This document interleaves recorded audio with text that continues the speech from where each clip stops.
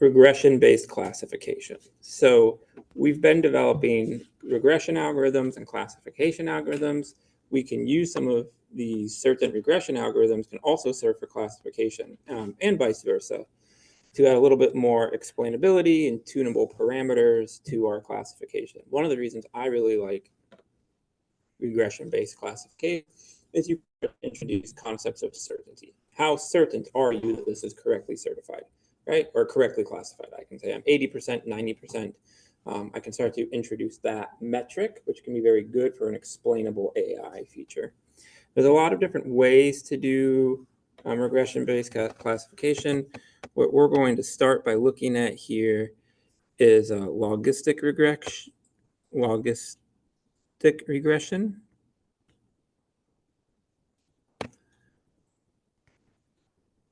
Logistic regression. And this is, first let's start by just kind of introducing the equation, right? So I'm going to say that p hat, which is the estimated probability that an instance of x belongs to a certain class. And that's typically going to be the positive class, right? So when we do binary classification, we have a positive class and a negative class. So p hat is the probability that our instance belongs to a certain class is equal to h naught, or sorry, not h naught, h theta of x. And again, theta stores our parameters that we're trying to learn. H is our hypothesis, our guess, and x is our data. And another way we can write that is sigma, which stands for the logistic function, multiplied by theta transpose, which are our learned parameters, by our data. So this is the basic idea of logistic regression, also known as logit regression, and it's a binary classifier, and it's frequently used to estimate the probability that an instance belongs to a particular class. It's really nice because anything, it goes between 0 and 1, and so anything that exceeds a 50% probability is predicted as the positive class, and anything below 50% is predicted as a negative class, right? So if I have a 50.1% probability that this is a picture of an apple, I'm going to predict it as an apple. But now if you ask me how certain I am of that, I will say, well, there's a 50.1% chance that it's an apple, right? So then you say, oh, okay, well, it's classified, but I have some amount of thought process here as to what's actually being, or how certain this classifying is. So the logistic equation, or the logit, is an S-shaped sigmoid function. So logit with a sigma is a S-shaped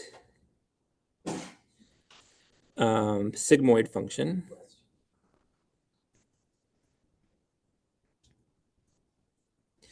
And that's going to be sigma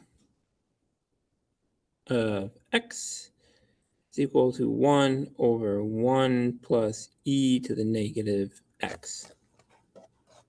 So if we were to plot out that equation, this is what we get.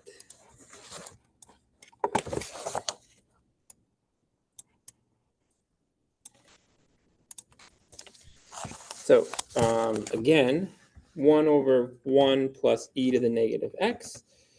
For everything below 0, it will go to 0. And for everything above 0, it will go to 1. And at 0, we are at 50% probability, right? So what we can do is we can get a x value for anything that we're building a regression model for, and we feed it into the sigmoid function, which is what's going on here. Into sigmoid, we feed theta transpose times x, right? Again, our learned parameters times our input data. And then for that particular instance, I get a sigmoid value. If I'm above 0.5, I'm going to classify it positive. And if I'm below 0.5, I'm going to classify it negative. So for a particular instance, y hat, which is, again, your target, so your estimated target, typically in this place, this manner, it's going to be classification. is equal to 0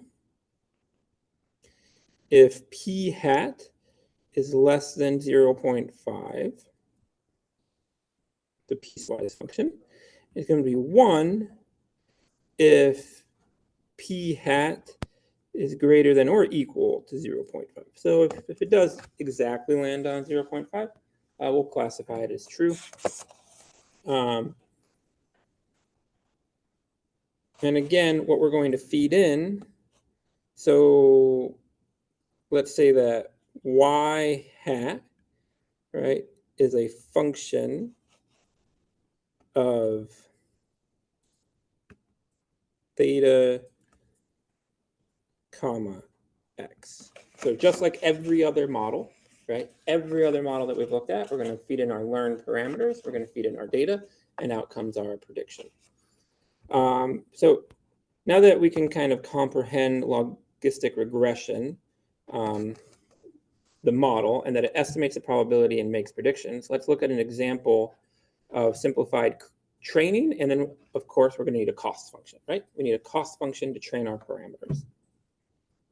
The objective is training is to adjust our parameters theta so that the model can estimate high probabilities for positive instances and low probabilities for negative instances, right? So we want something that puts high probability all the way to the right of the plot, and then we want something that puts low probability all the way to the left of the plot. So to achieve this, we require a cost function. And let's go ahead and write out our cost function here. So that's going to be our cost function of theta is equal to negative log of p hat if y is equal to 1, and it equals to negative log of 1 minus p hat. Again, that's our estimated probability if y is equal to 0. Again, the piecewise function. So let's go ahead and plot out our cost function.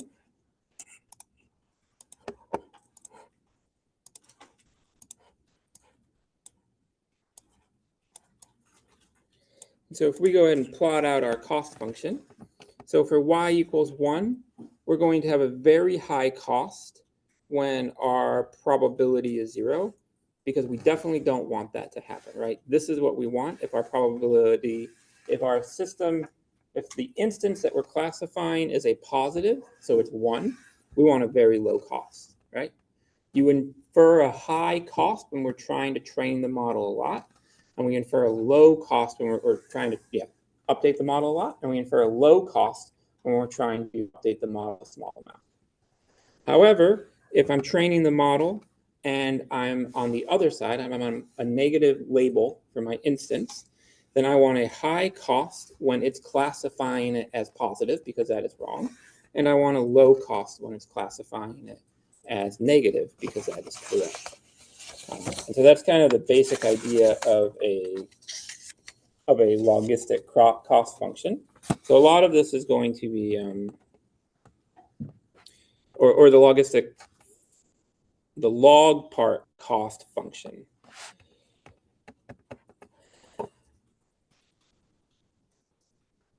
So now we need to build an overall cost function, right? And we've been denoting those as J. So let's start here on the left, J of theta. And that's the entire training set. So it represents the average across all of our training sets and can be expressed in a single equation known as log loss, right? So now we're going to write out the log loss equation, which is just an expansion of those plots that we just showed you.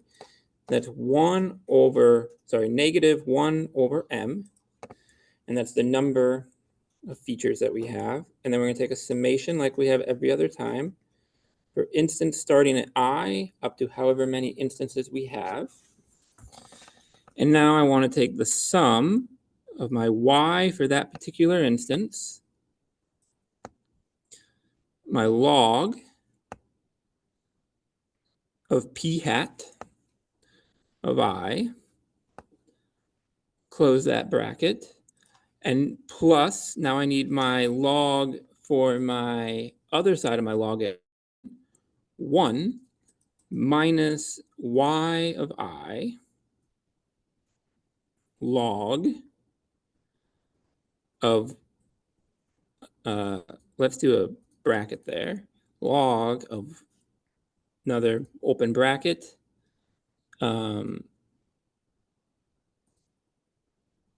of 1 minus p hat of I. And we're going to close a bracket with our curly bracket for our log. We're going to close another bracket for the second half of that equation, and then we're going to close a square bracket for our entire cost function.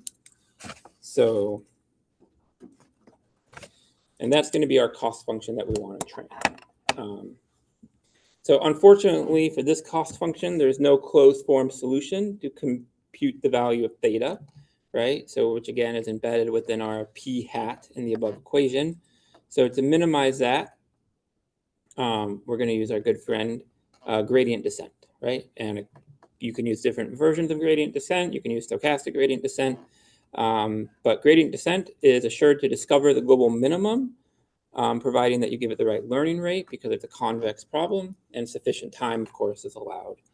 So you can also take this in a partial derivative form if you wanted to train this out on your own.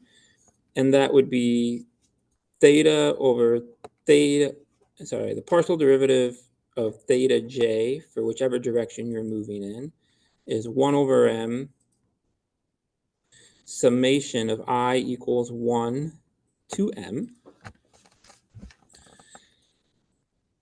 And now we can just apply the logit function, which is logit of theta t, which we got from our our j equation above.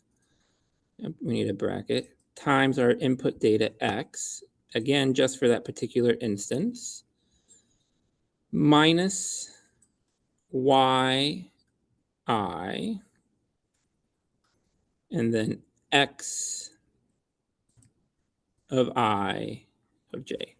So the partial derivative of the cost function with respect to the jth modal parameter, theta j, are expressed as that in case you want to train your own gradient descent, or you want to track it through its training parameters and not just use a software tool like sklearn that just kind of does it all and then gives you the answer. So that equation bears a resemblance to the partial derivatives of the previous gradient descent. And again, you can use it with kind of batch gradient descent, stochastic gradient descent, all of that you can do in time. Next, for this chapter, we want to introduce another data set. So the data sets that we've been using have been helpful, but there's a classic data set called the IRIS data set.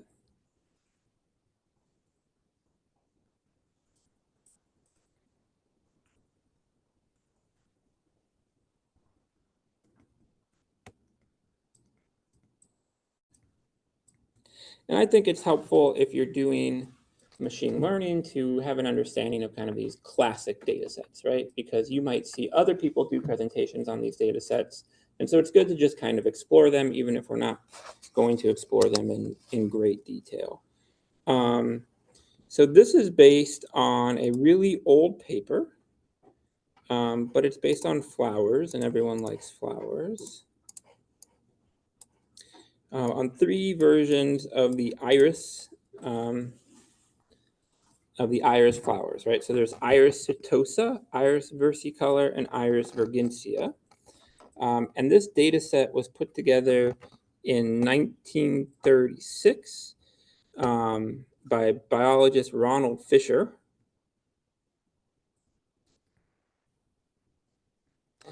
And the paper was titled On the Use of Multiple Measurements in Taxonomic Problems, as an illustration of linear methods to kind of separate out these different types of flowers. I do not know much about flowers.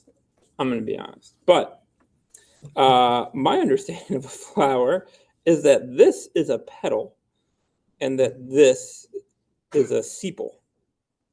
And what he did was measure the length and width of the petals and the sepals for a number of different flowers, but not too many, about 150, right? And I think 50 of each.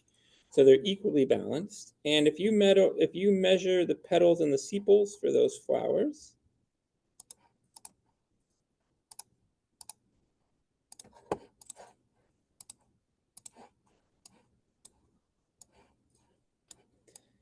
this is the data set that you get.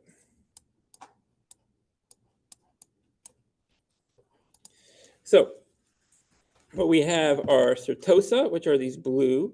And over here, you'll see sepal width, sepal length. And then here you see petal length versus petal width. And the certosa are relatively separated, or pretty separated, actually. So certosa is more different. And then versicolor and virginsia are much harder to separate. In the sepals, they're right on top of each other.